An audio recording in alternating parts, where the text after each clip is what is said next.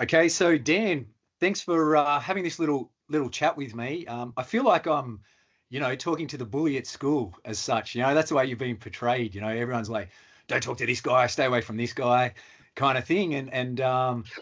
I feel like I'm going into these waters that the people have advised me against. But I'm more than happy to because I appreciate your realism. I appreciate what you've done in the past. I mean, anyone that's locked horns with Jeremy Horn, Jesus, that speaks volumes in itself.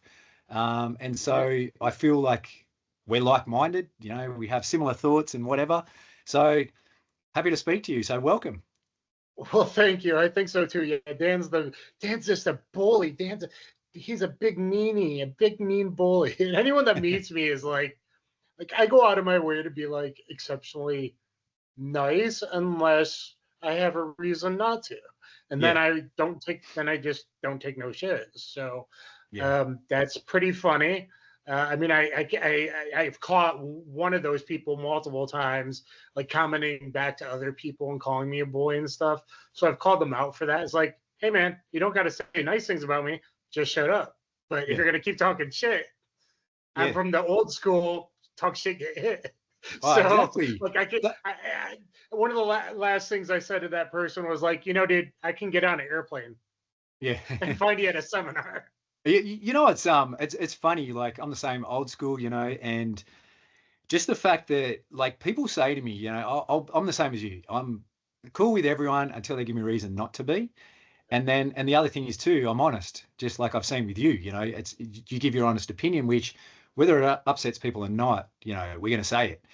And like I was really taken aback by people getting online saying that I'm salty, and I'm thinking like, when did it become wrong to be angry at a person who's wronged you? Like I don't understand that, like it's crazy. Like I'm the bad guy for clapping back at someone who went at me first. Like, when did the world change and become so PC? Yeah, Like, it's a weird generational thing, and I think that might go into the run hide fight segue. I'll go on. The run hide call for help yeah, segue. I'll go in a bit later. But anyway, I really enjoyed the first episode of the World of Self Defense Challenge. awesome. Um, Yeah, and I like that you're trying to make it what I recommend, that it should be more about educating people, not just clickbait entertainment or only putting people on the show that had the most followers or whatever, but it should be getting people from different backgrounds yeah, to see who can actually apply things or which strategies and tactics work the best, and that kind of thing. Um, so I like what I've seen that your whole school is about what you do. Um, I don't know if people that might see this in Australia might or other places that have any idea who I am. I don't know if you want me to give just a quick background. You want to yeah. give me Go the for it. Yeah, quick yeah, background. Basically, I've been doing martial arts since I was 9, so lifelong martial artist. Uh, Probably the biggest thing is I trained with the top MMA pros for over 20 years. So you learn a lot of things if you're in the professional hardcore training rooms, especially at the early days at NHB when I first started fighting a few fights anyway, before it was even coined MMA. But also I've bounced since I was like 18. So I'm 48 now. That's a lot of years of off and on bouncing experience. Doing armed security for the last 4 years. I am now last couple of years I have worked with autistic kids and adults, intellectually developmentally disabled. So I'm a direct support professional, but now I'm also I should probably be a little careful, security contractor. So a background check security contractor for a very large employer. I guess that's the best way to say that. yeah, To protect myself, I better say any views I express or swearing I do is my own personal opinions and not of any company or of a extremely large employer. Let's put it that way. So they are my own views about some of these self-defense things, especially when it comes to active shooters and yeah, that kind of thing. So anyway, thanks for having me, and yeah. I'm happy to break down the episode. And um, it seems like it's the direction that I would have liked to have seen the Ultimate Self Defense Championship thingy have done instead of instead of just being to get the most views and money, which a lot of the what I call fake tubers are about. And obviously, I've had some off and on relationships with some of those guys, and I've tried to be nice to quite a few of them. And people like even Joe Rogan has publicly said Dan's a very, very nice, strong, and knowledgeable guy, like publicly, like on forums back in the day and stuff like that, when I debated about the names of techniques and things like that. So as far as being a bully, like, no, like I'm not going to just bully someone with my size or whatever. But on the same token, I'm like, stop talking shit behind my back. Yeah. Yeah. And that's a big point of difference as well with the series. Like my vision was to make it educational, because you look at some of the guys like that are involved, they're, I don't want to say top of the food chain, but they're highly credentialed martial artists. Let's say Natan Levy, and he's spinning back kick in the shank tank against the knife. That's really cool, but what percentage of the population can actually do it? Like 0.0001, and in my job, because I'm the same as you, I actually work in the industry. I'm not, dipping my toes in to make some YouTube videos. It's what I've done for a long time. And I work in hospitals, so I train hospital staff full time. And the nurses and things, watching that, they're going to get nothing from it, because there's, I think so far this year I've trained probably about 1,000 people, and you could count on one hand the amount of people who would actually, if you train them all day, every day, would be any good at any physical skills. They're just not cut out for it. And so they sit there and watch that series, and there's nothing that's really relevant to them. So what we tried to do this series is make this more applicable to everyone. The people that don't have the athleticism, the people that don't have the time to train martial art, the people who actually probably need it more. And so that's where a lot of the stuff that we do is resolved by other means than fighting. Fighting is a big part of it, don't get me wrong, but like the first episode, the active shooter, people got points for just hiding. Everyone can hide. You know what I mean? And that's more relevant, that's more real than some of the stuff that we've done in the past. And like you said, that's where I've always wanted it to go. But once it went to editing, it was out of my hands. So what the final product was not what I anticipated as such. It was to a degree, and Ruckus is great at editing, no doubt. But the vision that we both have is very different. Our motivation for doing this is very different. We're two very different people as well. And so for that reason, I just decided with this one to go down the path that I wanted to do. And going back to the first episode, in Australia, active shooter is not a thing. It's happened occasionally. It's not a big deal. It's outside of my wheelhouse. It's not my thing. I'm not a firearms guy, but that's when, I brought over Mick Coop, who will be a part of it, ongoing. That's what he does, and so I'm not trying to be all things to all people. I do have my limitations of what I can and can't do. And, I bring in people like that. So. No, and that's good. And even like the medical industry, right? Like you're working at a hospital. That's even some of the fights I've got with Rokas, who for 3 hours made everyone think I was an Aikido instructor, which just blows my mind that you don't ask me about combatives. You don't ask me about MMA. You don't ask me about jiu-jitsu. Yeah. But I'm like, no, wrist locks and kotegishi and stuff is stuff that is helpful. Like maybe if you're an EMT or a nurse, where you're not trying to hurt the person. And that's where some of those techniques come in. And I go all up and down like the use of force kind of continuum in my instructional combatives and street jiu-jitsu and BJJ fanatics. So like I take them from like a guy's in your face yelling at you or pointing your finger to now he touched you. And I give all kinds of reasonable, articulable defenses. And I like that you bring in the legal aspect to the more common attacks before they build to full-blown engaged MMA fighting. That's very important. But you got to be able to blend that with like de-escalation skills, soft skills like, wrist locks and drunk uncle techniques.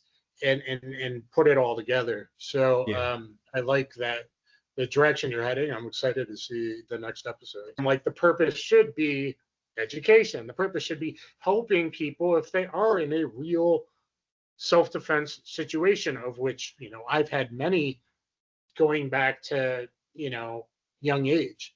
2 football players got me with a stick that had one of them in rape, sexual assault kind of things against two of my female friends.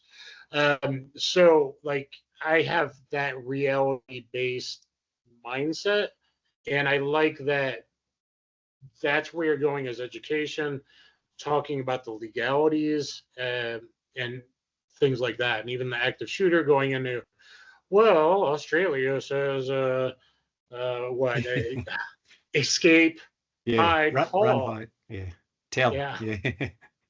That's a big point of difference between the two countries. Hey, so we're tell, whereas you're attack. You know, you're Yeah, fight. we're a run, hide, fight. And again, I am not speaking for anyone but myself here. At least probably 26, 27 of the 50 United States. What we mean is shoot the mass murdering SOB in the face. Yeah, That's what we mean by run, hide, fight. yeah, And obviously, if you're not a fighter, you're not that type of person. If you can escape, escape. yeah, But if you can't hide, but if you're capable of fighting or you're cornered, like in a school classroom, you lock it down, you hide in the hard corner, so you know that the attacker can't see you. Bring down the blinds if they have that, or paste up paper on the little window there, and hide in the dark corner. Maybe get down, get everyone close together.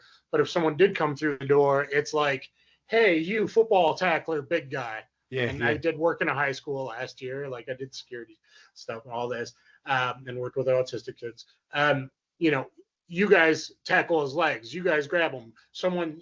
Everyone throw stuff if they come through the door. yeah, You know, if they shoot the door hinge and they manage to the doorknob and manage to get in, that kind of thing. So it is a fight and survive mentality. And I think that speaks a lot to personal freedom, which is self-defense, and everyone's entitled to yes, self-defense. yeah, And I think that kind of goes hand in hand with, you see how some of these countries, including my own to a very large extent, some of the directions the countries have been going in, especially in the last 5 years, let's say, and taking more and more freedoms and letting bad things happen, and countries getting kind of taken over or invaded by illegals or things like that. That has yeah, led to a lot of very serious criminal activity. And then they say you're not allowed to fight back. You have to run. You have to escape. Versus, like I said, a whole lot of the U.S. 26, 27 is like, nope, you're a legal yeah, guy. You're not a felon. You can conceal carry. We have castle doctrine. You don't have to escape. You can stand your ground laws. Um, things like that, which the media makes that sound bad in a way. But it's like, no, you broke into my house at nighttime and are attacking me and my family. I have a right to protect me and my own. And I think that everybody has that right. yeah.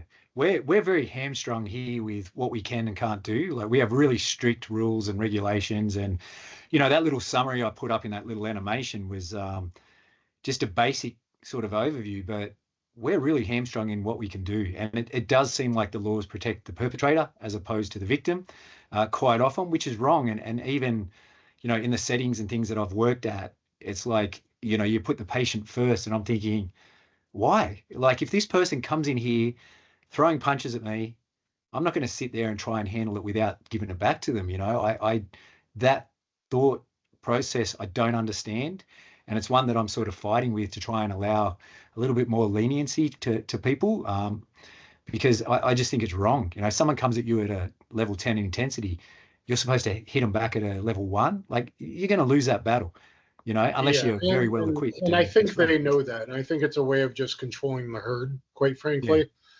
If they treat you that way, that you don't have your rights. You have to stay inside your home for the next year. You have to do this, that. You have to take this. You have to inject this. You have to do everything we say. You can't defend yourself. God forbid, like, Canada. Like if you break into someone's house in Canada, they can't defend themselves. So they have to yeah, escape out the back door and run away. Like, how dare you, yeah, do anything to protect yourself? And most quite the whole lot of the world has gone that way, and I don't think that's a coincidence that they're being more lenient on criminals and making everyone more scared and fearful and just in general weaker and weaker minded, weaker physically. Yeah. Right. And so hopefully a normal person can watch what you're doing with this series and maybe pick up a few things. If it's just awareness, I mean, a whole lot of my instructional was like awareness, de-escalation skills, keep distance, back up, hands up, fence tactics. So you're not caught with that sucker punch. Or, watch his hands, watch for a bent elbow, which is like grabbing a knife or gun out of your waistband or hiding a knife behind your leg. So, it starts there. And even the 55-year-old lady RN at your facilities, hopefully she can now think about keeping a little distance, reactionary gap, and maybe, hey, sir, I'm sorry. No, sir, I'm just doing my job, and be able to have that kind of verbal judo skills and all that kind of thing.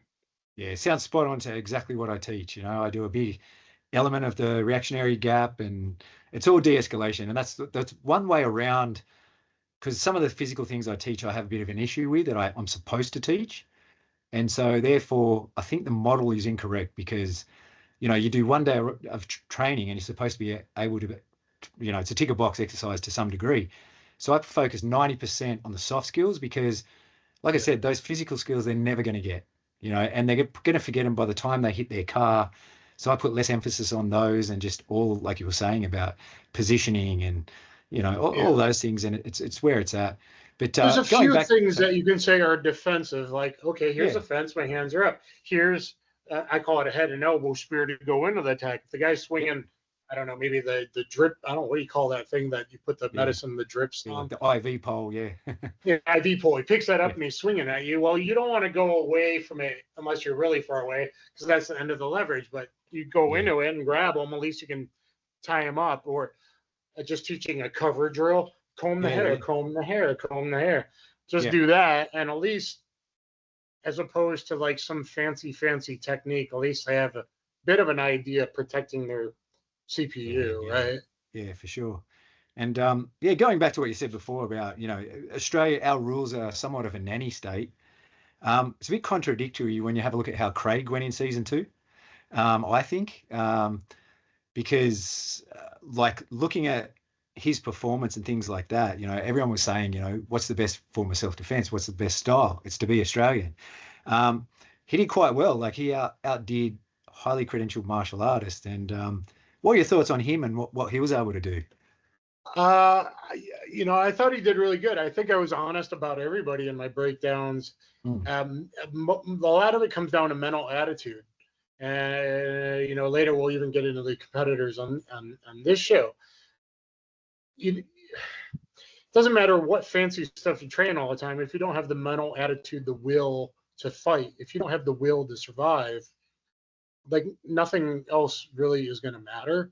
Yeah. So he's got that. He's got that in spades. He also has a natural athleticism where I think I wrote you or something, and I said, hey, did he play rugby?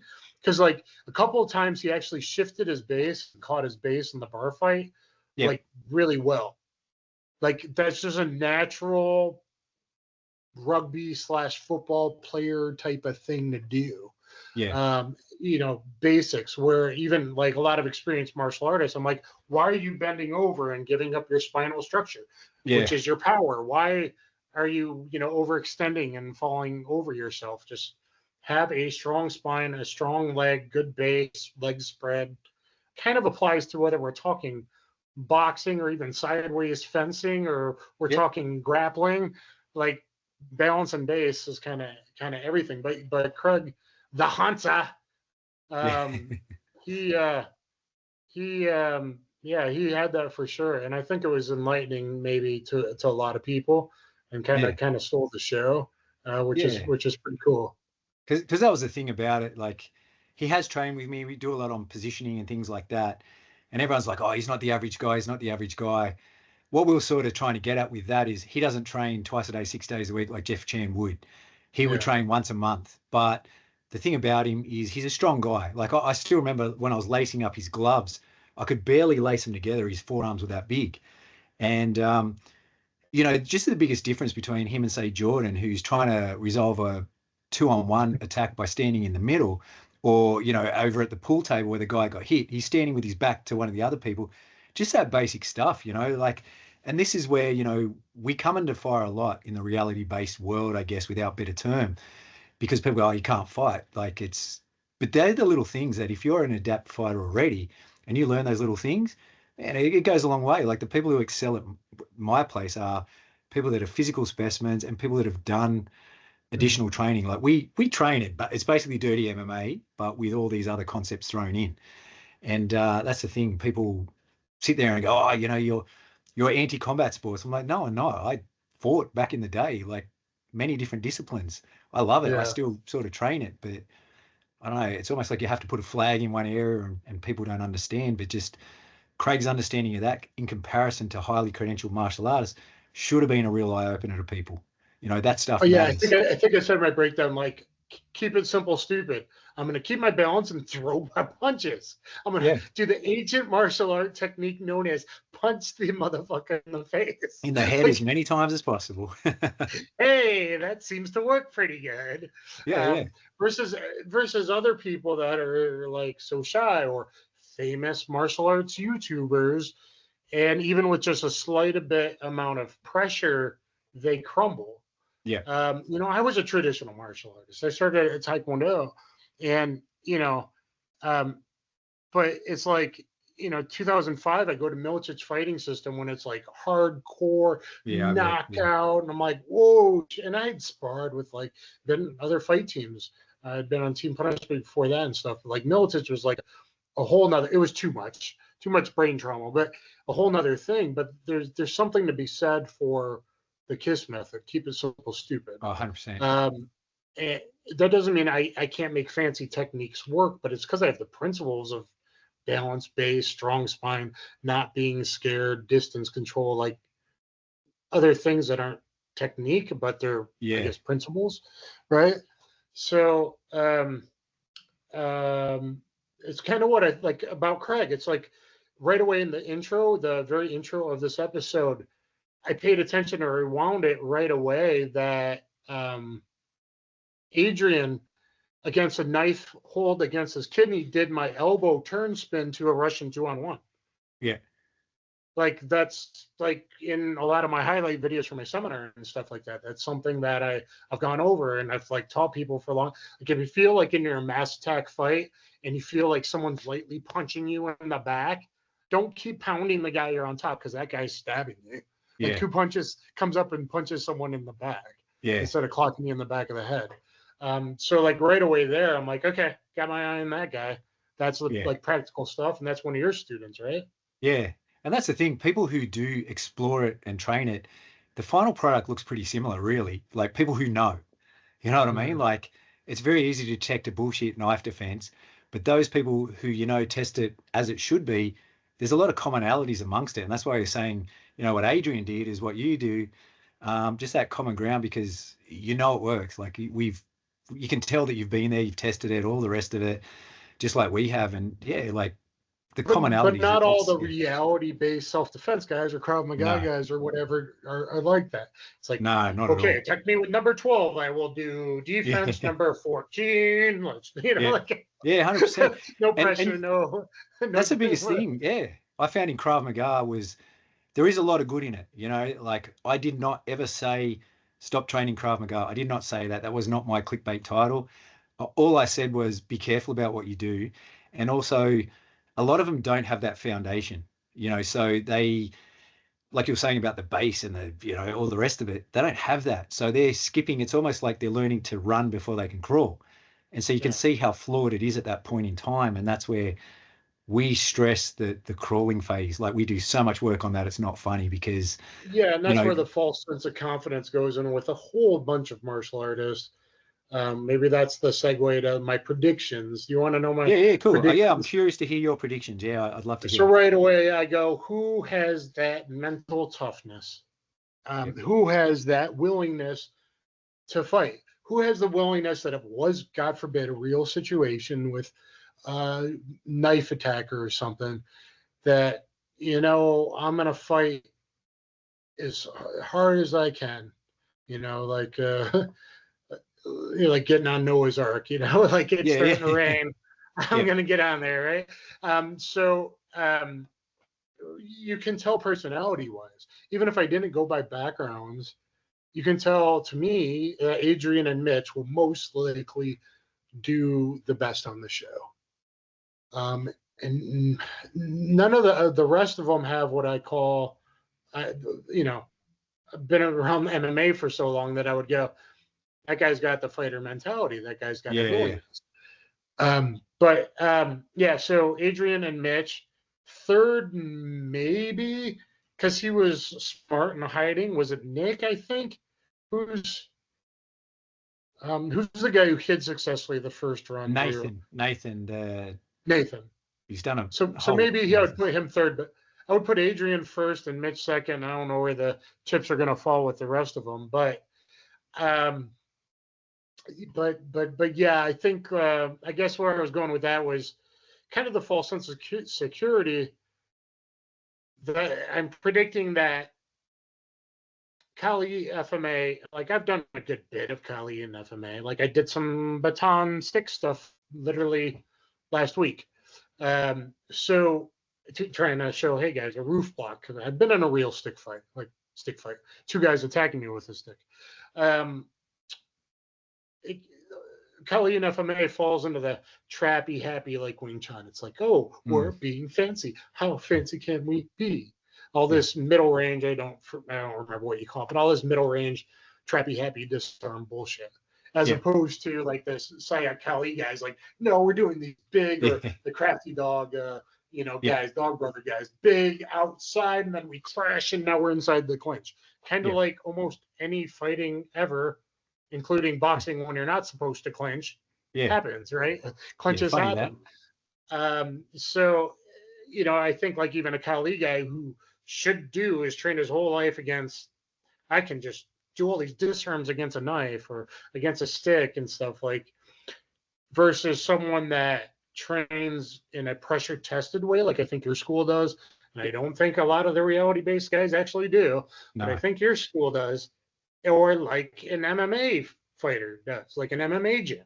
Like they're training in that real way where at least I'm going to crash in and get a tight overhook on that, stick attack or whatever.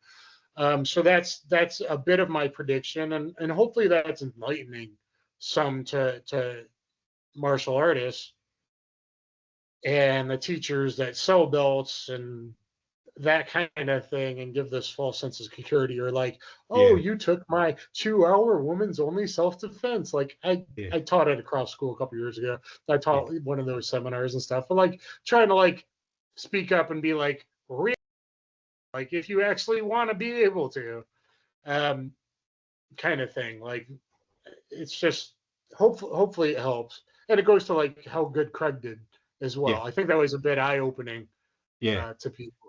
And that we've made challenges as well that fighting is not the answer. So we've put a couple of them in there, which assists everyone. So that's the thing about ours. It's like, if you look at it on paper, as you said, there's probably a couple of favorites that you look at what they can do and who they are. And, you can tell a fighter, you can tell someone who, their nose gets bloody, they're not going to fold. They're going to be, all right, you've made me bleed, now I'm coming for you, kind of thing. You can kind of work out that goes a long way. But on top of that as well, we've got a lot of thinking that's involved, and awareness and de-escalation drills and things like that anyone can do. So that was a thing. So I do think there is a lot of fighting, don't get me wrong, but I think they wanted to do a lot more, some of them, than what actually happened. I think they were maybe a little bit disappointed in that. There is a lot of fighting, but as you saw when Adrian took Craig down, we had to stop it straight away, because if the paintball guns go off and it hits someone in the eye, because Craig's mask and everything came off, that's something that we don't want to happen. Obviously. That place looked cool, by the way. So I used to play at a paintball place when I was a teen that was very similar to that, and it looked really cool. Yeah, it was cool. I did airsoft once too with that was pretty cool. Fighting a bunch Yeah, of kids lighting you up. yeah. The thing I liked about it is it actually did invoke fear in people because we went there a month before. Like Adrian didn't come, we kept him in the dark about everything. But the rest of the guys, we went down there just to play paintball and have a look at the place. And I remember I snuck on the bus and I'm just sitting at the back seat of the bus and I'm just picking people off as they came in. And I thought, this is a bit boring. Let's try something different. I'll be, a bit of a hero. I'll run out. And I took a few steps out and I got hit about 2 or 3 times. And that there was my motivation gone because that hurt. So I just turned around, ran back in. And so there was that fear element because you don't want to get shot.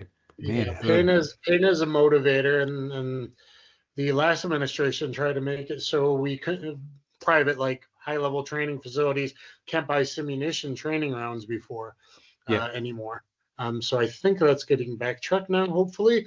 But I was a guest at SWAT school, and I did get hit by a sim round, grazed my stomach.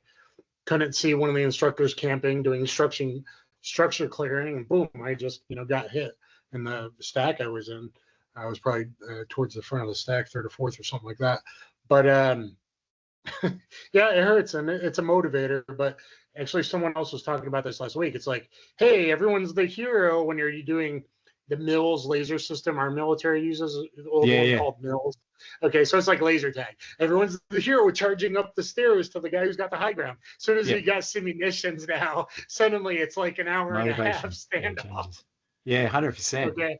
That's not to say you should be a bunch of PS cops that should lose their job and get criminally charged in Uvalde, but more like an active shooter response like we had here in the great state of Tennessee, where I am in Nashville.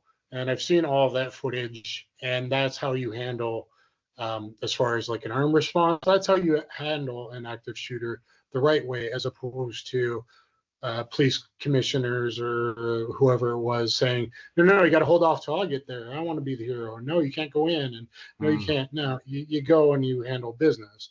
Luckily, in over half of the U.S. states now, as long as you're not a felon, or mentally incapable, etc., prohibited possessor, I believe self-defense applies to any tool.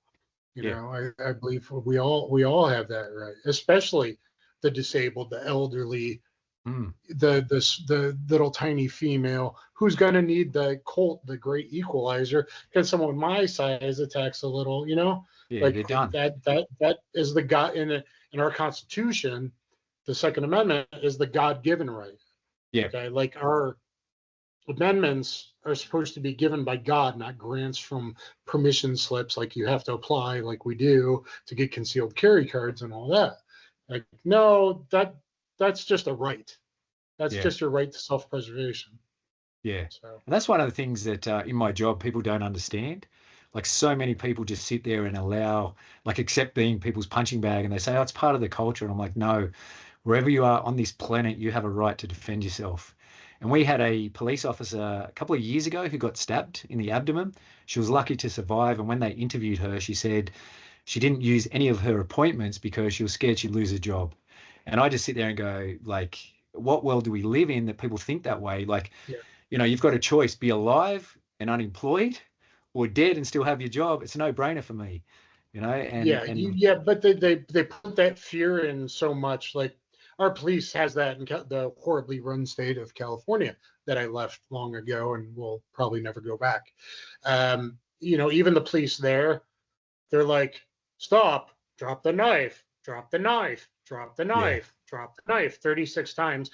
As the guy's now within 5 feet, stabbing cops, running to the neighbor that happened to be on the lawn next door, stabbing him. It's like, no, your number one priority is safety and security to the civilians as a police officer, then yourself.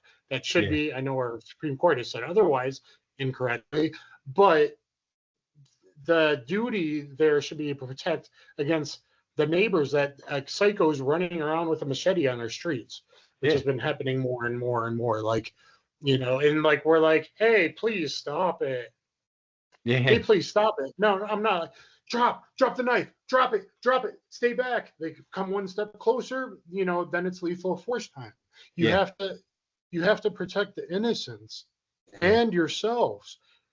just like you would if, a guy grabs a scalpel and he's running around and he's taking out nurses. Like, no, I don't have to now do my nice, safe restraint hold. It's like, no, you fight to survive and to protect the others, protect the lives of others. That's the way it should be.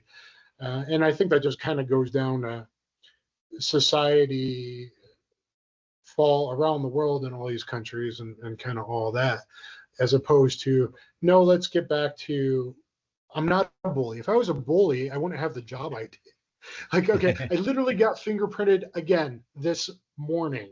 Yeah. Okay. If I was a bully, Rokas, and anyone else, wouldn't that mean I'd be using my skills to beat up little guys in bars? That's funny. I don't get in bar fights now. I was a bouncer. That's a lot different. Protecting others is a lot different. Oh yeah. And that's it too. At our age, like I couldn't be bothered anymore. I've got nothing to prove anymore. I just, I try and avoid it wherever possible. I'm over conflict. I've lived a life of it, whereas now it's so draining. I just want to go live in a cave somewhere and remove myself from all that stuff. I'm just over it. I don't have the energy anymore.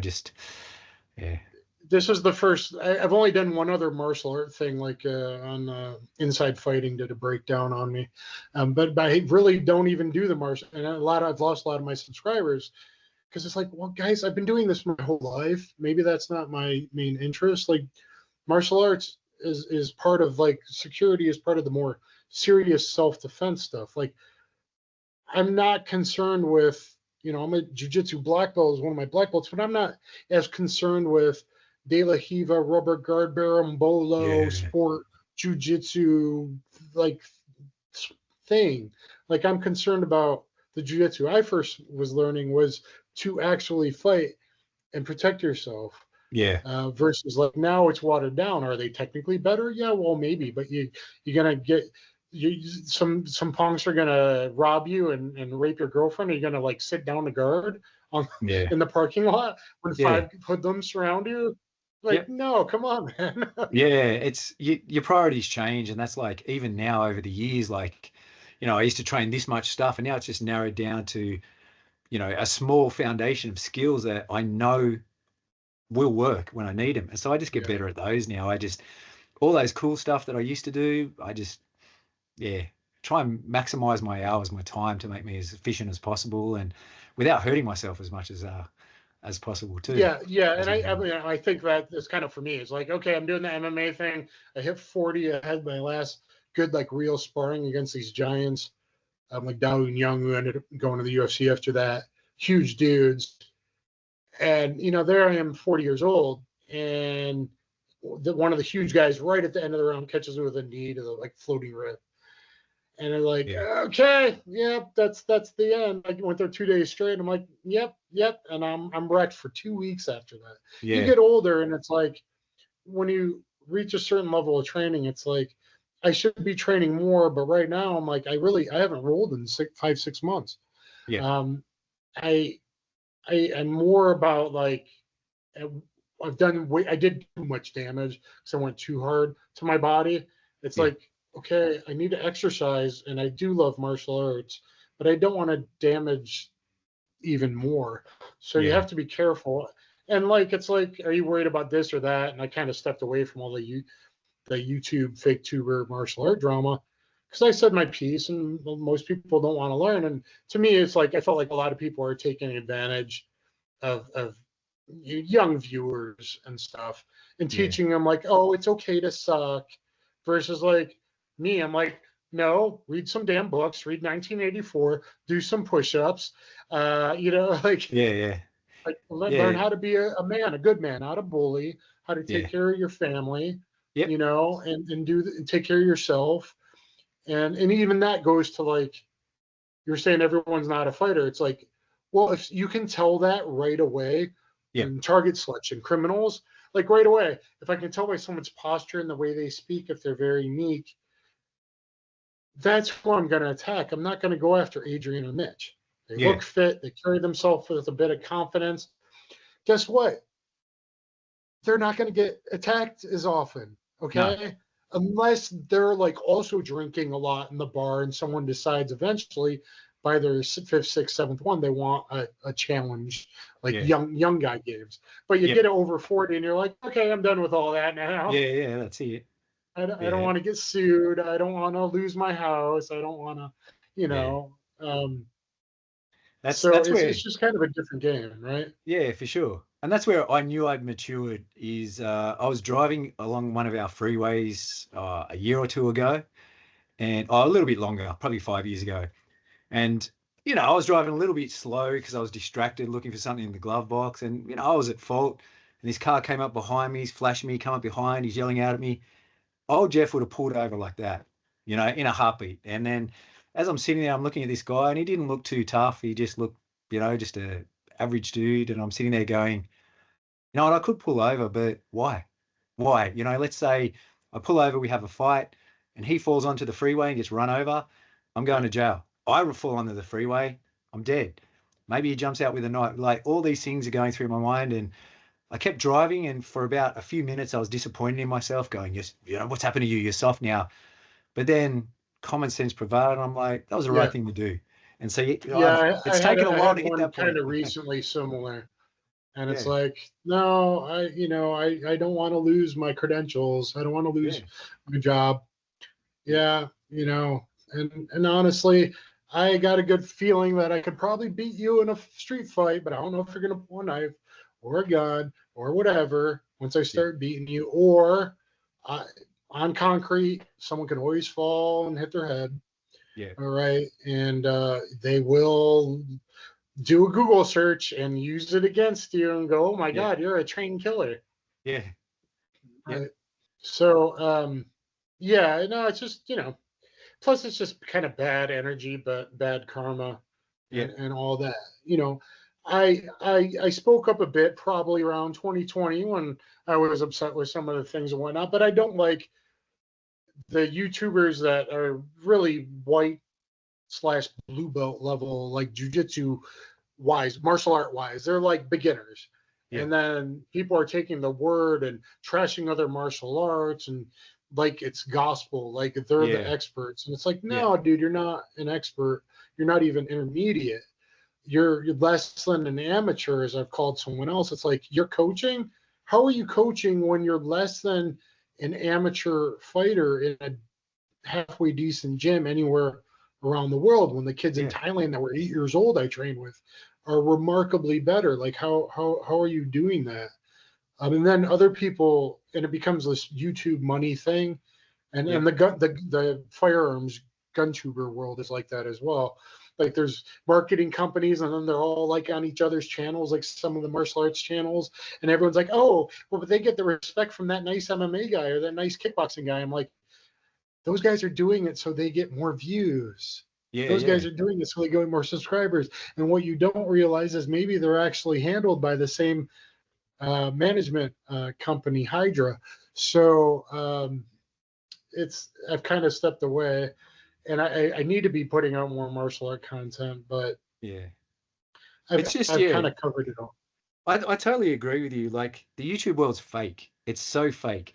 And people don't understand that he who controls the camera controls the outcome.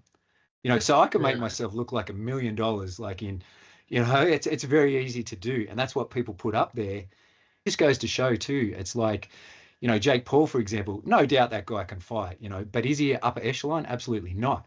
And you have that yeah, Inoue guy Inoue, who's one of the best boxers that we've seen in a very long time, doesn't make anywhere near the money that Jake Paul makes, but his skill level is leagues above. And I think that's wrong. I think that's backwards. I think the world's got yeah.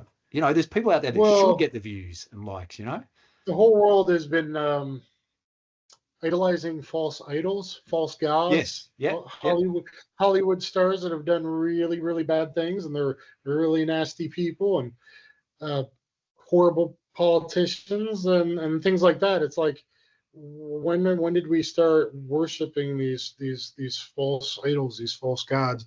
Girls screaming over these fake lip syncer Yeah. singers and stuff Yep. like that. And then the moms are like, we spent thousands of dollars to get, like, what are you teaching your kids? Yeah. Like the whole values and mores is like gone. Just like, be good, don't be bad. Like the 80s had it right. Like I'm like, I guess I'm the 80s. Like if you're the bully, if you wrong me bad enough, eventually I'll tell you you better stop. And if you don't stop, There's a then I consequence. punch you in the face. Yeah. Talk shit, get hit. Yeah. Like it solved a whole lot of things, and then the internet came around, and everybody's, it's just the world needs to get back to standing up for what's right and standing up Yep. for each other, right? And I hear so many concealed carriers, guys that are trained, guys that have security backgrounds, guys that could fight, martial artists, and they're like, "Hey, not my rodeo, not my problem." Mm. And sometimes they're right. Like domestic arguments, man and woman, a lot of those you don't want to get into. That's one of the highest rates of cops getting killed. I get that. Yep. But if I see a grandma getting robbed, if not me, who? Yeah. If not we men as a society are strong, who is going to protect that grandma? Yeah. Who is going to protect the grandpas that were getting sucker punched, knocked out on the streets and stomped in New York and all that? Yeah. Like, if I see, we should be protectors, right? If you train, Yeah. not Have that a you have to be responsibility. like wanting to get involved in everything, but I'm going to do what I can to help. If I see a car accident and someone's bleeding, well, I just did my first aid CPR for the third time this year already. I'm going to Yeah. try. Yeah. Not that I'm a doctor, but until someone better is there, Yeah. like I'm going to try to stop their bleeding. Yep. Give them a chance. Like, Yeah, we have a responsibility, and particularly martial artists, like real martial artists, like as you said, if someone's getting hurt, like we should intervene. Ultimately that's what we do it for. Like I pull no punches. I did not get into martial arts for discipline, for any of those things. It's so I could kick ass. You know what I mean? And yeah, it not, walking around obviously causing trouble, but if trouble found me, then I'm okay in that situation, that as you said, it's not my first rodeo. I can function under those circumstances, and we have a responsibility. If I'm walking down the street and I see some guy slapping a girl around, I should intervene. And if I don't, there's something wrong there, something how wrong could with you live me. with yourself? And I'm not saying it's Yeah, always right. And sometimes the woman will, here in America, she'll stab you in the back after the guy that was beating her ass. Like that's a very dangerous one, particularly. But and we might get hurt. And maybe it's to me because like I don't have a family to take care of and whatever. And it's like, well, if I die doing the right thing, that's better than living and knowing that I was a punk, selfish. And that just goes to humanity, maybe. Like no yeah, matter the background of the individual, right? No matter even if they're like on the other side, yeah, maybe of a debate or a political debate or like I'm not going to just stand by and watch someone weaker get killed, get trampled, get robbed, yeah, get we have to as humanity take better care of each other. yep, And I don't think we can take care of each other until we take care of ourselves, which is self-defense, to then I can help protect others to be a protector. And that's kind of why I get on some of these other YouTubers in the past and it's like pretending to be what they're not or telling people it's like, oh, I lost this really below amateur level fight. And it's like, no, it should be like, I'm going to do better. It should be like cue the Rocky or the Karate Kid montage. yeah, That's just my mentality. It's like, no, be proud of your country. Don't just have open borders and open, you know, um, you know, drug cartels doing what they want, gangs moving into your neighborhoods and taking over, and all the things that are really kind of happening around the world. It should be like, no, you take care of me and my neighbors. yeah, Even if I look different, have a different skin tone, have a different religion, even or different whatever, like it should just be yeah, taking care of each other. But anyway, I went on my thing too much. But I like the direction of the show, and I hope that it does help people have better mindset awareness tactics. Hopefully, you guys can pick up simple self-defense techniques. Um, maybe is it Nathan? Like he hid really good, keeping awareness where he is. Yep. When you walk into a building, man, I'm always in like condition orange, yellow. Like I'm up there. I'm always paying attention. This guy looks out of place. Just happened yesterday. I hope it doesn't mean anything. This guy look way too young, way too in shape. What are you doing here? I don't know. I hope you're Yeah. not a bad actor. There's some bad stuff going on in America right now. We Yeah. just had a, kind of terrorist flame attack, Molotov cocktail flamethrower attack. We've had some shootings recently, but that's the whole world, and it's not to be blamed on guns because in Europe they'll run you over with a truck. Yeah. And everywhere else too. Like the tool doesn't matter. People will always be able to hurt other people, like caveman with a stick or something like that, or a rock. So I just hope that he did good. He might do some good thinking. Sorry, I lost my train of thought. I'm tired, guys. I had to wake up early for some stuff. And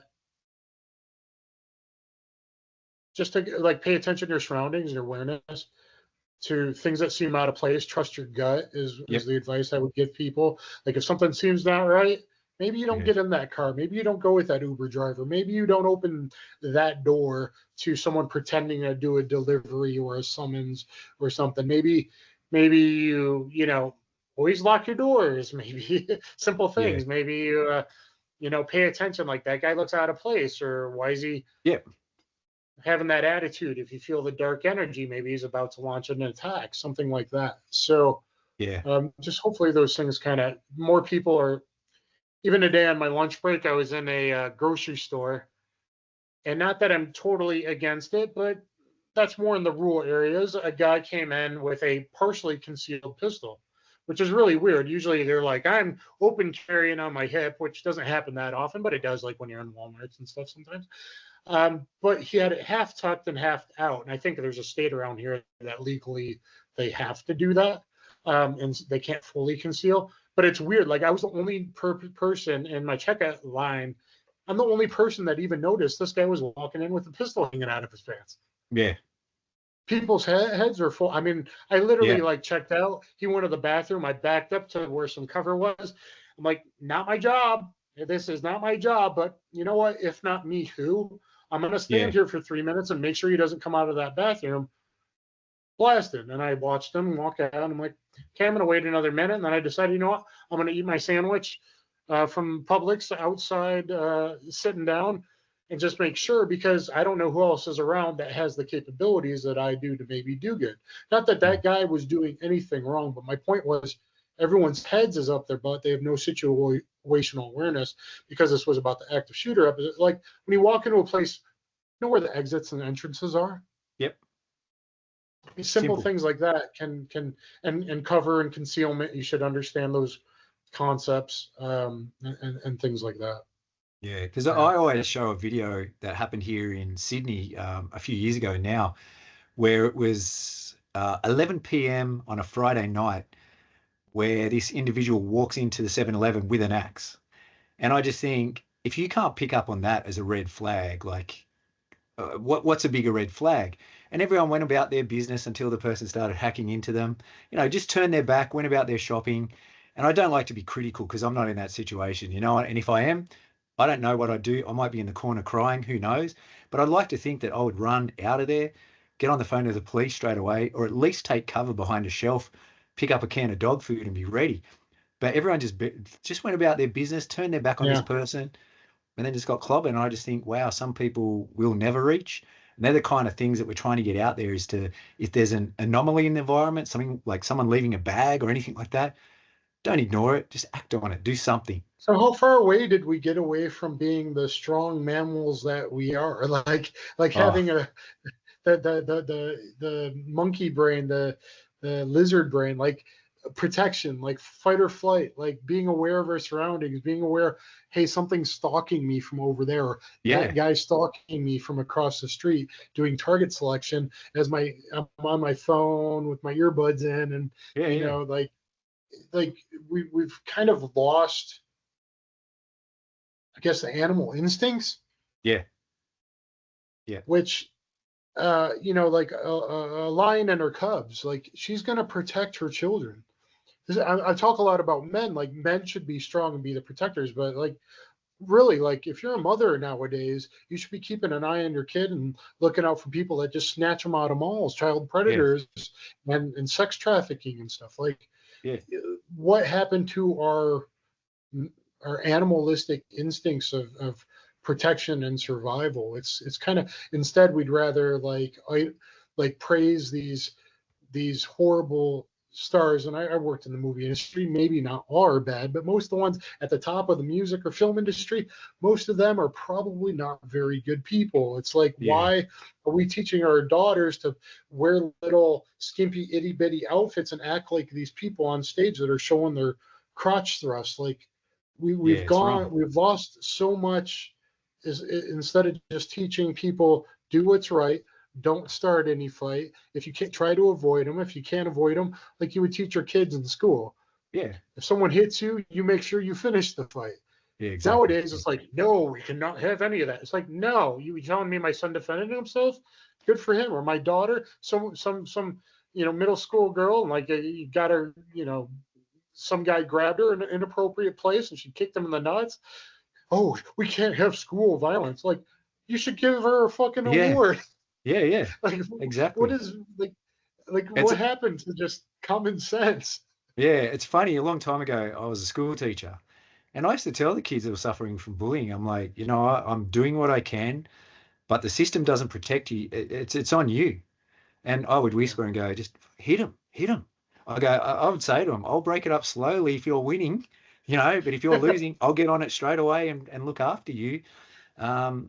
There's not enough of that. And, don't get me started on the teachers. A lot of the people who are teaching are not the best example for our kids, and some of the things that are slipping through the cracks in education. But that's a whole other topic I want to get into. But we need some more of the old school values. Maybe we'll wrap up on that. It's like, isn't it funny that the most highly trained fighters aren't the ones starting fights? Even Mike Tyson, once he was done fighting, that guy's like a wise dude. Like, he's like, he's talking about the ego getting you involved. And even I just saw a thing on, Shorts today, like talking about like, these fighters where like people come off the street, or, YouTubers challenge them or whatever, and you beat the living shit out of them.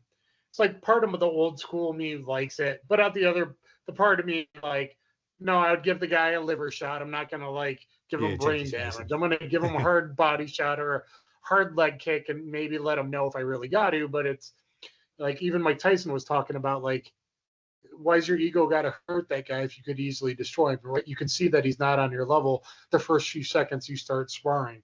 Yeah. Like, you should have that confidence and the skills to not have to. Yeah. So it's like, warrior in a garden or a garden in a war. You'd rather be the warrior in a garden. Like, I can be more peaceful and hopeful and still be a protector. Some of it you also got to have internally too, but I think we should be teaching that to our kids. I think we should be teaching that as a society. I think we should be saying, no. Let's stop protecting the criminals and letting them out with no bail. Maybe we should make them punishable and make people responsible for their actions. Yep. Call me crazy. No, but, the world needs more accountability. I say it every day. So. But anyway, man, unless you got anything else, I really appreciate you having me on. If you want me to do other episodes, it's cool. I'll be more free next week. Yeah. And maybe we can put one up on my channel too. I'll try and get the word out. Yep. I'll make a post now, actually, when we sign off about it. I'll link it to check it out. Yep. And I hope you're successful, because I've actually dreamt of doing this since I was like 17, 18 years old, kind of what you are doing now. I literally have old notebooks of doing the self-defense challenge. Yeah. Like, that's like when I first saw the UFC, I have my own ideas about doing it. We used to have these MVP with cage, like face mask, like headgear stuff. And doing it from scenarios with the guy in your face, the shove and punch, and like you kind of mentioned about Ramsey and everyone else. It's like, wait a minute, you guys are claiming to be martial art YouTube experts, and you can't handle one of the most common street attacks ever, the shove and haymaker. Yeah, for sure. Yeah, So it's like, that's come a on, first day guys. thing. That's like a day one, week one thing. And So then that's the way, maybe that's what martial arts schools need to be teaching day one, no yeah, matter what martial art. Even if I got my karate gi on, or I'm at a jujitsu school, it's like, hey, before we do berimbolo, maybe I should teach how to do a trap and roll, upa, if someone mounts me. yeah, Like, what is a woman going to need to know if a guy gets on top of her and is straddling her? Like, that's kind of more important than like this fancy X guard thing.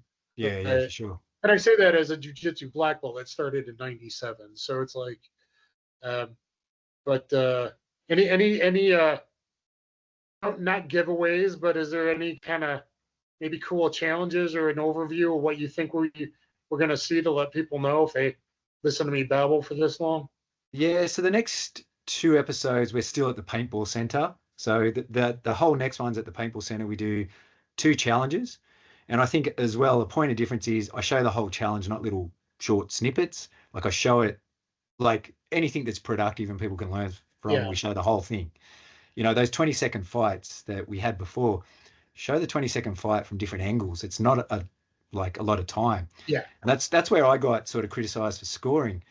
People didn't see the angles that justified why I said what I said, or the way I scored it. And, it's very interesting. A guy that cannot see, he's got a blind spot there, who was down a narrow hall with people standing in front of him, saw it better than me. I don't understand that.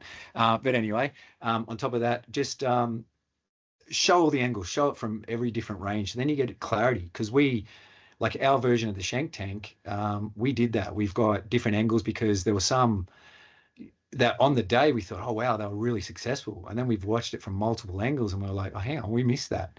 And so it does paint a clear picture. And I have seen in the other seasons, like mistakes that shouldn't have been scored the way they were, that we missed on the day and things like that. And yeah. so we've tried to alleviate all those things and go in a little bit more detail. Kind of like the media might only Questions. show you one angle of things to make you Yeah, think a yeah, certain way versus the lead up to that or the yeah. whole video and the other angles. Like, I think, and the editing that goes on, I think that's maybe important for people to realize too. How many episodes do you know? Like, are you still editing or do you got it in the can? We're still editing. Like, so we did what was supposed to be the second episode and we had it sort of almost ready to go yesterday, but it was an hour long. And I know people's attention span, most people's, is not that long. So then we've decided to chop it up. So that's probably made, we were looking at 6, but now it's looking at 7, I think. It's not until we get all the footage together and we go, okay, hang on, that's an hour, that's too long. So now we'll chop it up. So between 6 and 8, I think. More than 6 now, it looks like it's blown out a little bit. But Try and make yeah, it an very even different. number. Sorry? Because maybe you can sell it to a channel or something later on. Maybe try and make it 8 or 12. Like if you can make it, don't do 7. Try and make it 8 episodes if you can, because that seems like a mini series. Yeah, for sure. But I'm just saying maybe like a martial art. There was like a couple startups in the UK, like a martial arts show. I think some of these guys gave their content. They contacted me too. One of those actually takes off, or even like Hulu, I think has different martial arts channels. Yep. Like maybe you can, eventually package it, sell it. Not that that's the main goal, but that would be nice to get it out to a bigger audience. Yeah, for sure. If it's helpful and keeps people safe. Yep, 100%. Yeah, that's good. So anyway, thank you a lot. And yeah, thank dude, you. If you want to do it again, I'm game. For sure, and I look forward to hearing. I'll try not to babble so much and preach so No, much. it's good, man. I'll try to just break down the episode. It seems like we could talk all day about this stuff, but no, I appreciate it, and I really look forward to hearing, your thoughts on it as well. Like, I prefer real. I prefer authenticity. Get a season 2 and season 3 bigger, and like maybe I can come out and be one of your, not necessarily competitor, unless I got so many injuries. It was like 6 months ago. I was ready to go. I'm like, yeah, man, tell Rokas to put me in season 2. I'm like, yeah. Dude, I'll go there. Like, I kind of go like this. Like sometimes when I'm in shape and my body is working, I'm like, man, I still got it. I could still, all I'd have to do is train cardio for 3 weeks when I could have came and done that like ultimate self-defense thing or this World of Self-Defense Challenge. But, never know what happens. Yeah, for sure. No doubt. All right. Yeah, thanks again. All right, thanks, man. Appreciate it. Appreciate it. Speak soon. Bye. Bye.